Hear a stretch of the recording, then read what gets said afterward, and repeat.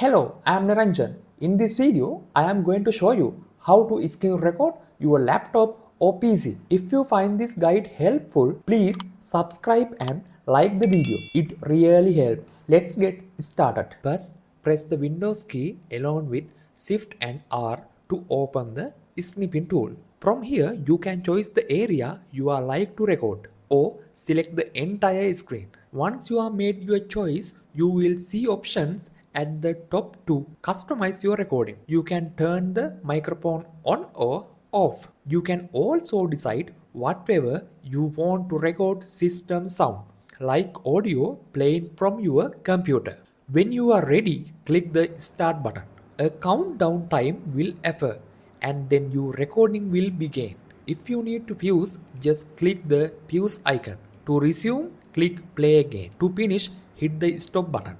Your screen recording will open and you can play it back. If you want to edit, you can click on the Edit in Clipchamp, which is a video editing tool from Microsoft. Here you can make all the editing you need. Once you are satisfied, you can save your recording as an MP4 file and you can copy it to other applications or access additional settings using the three dot menu.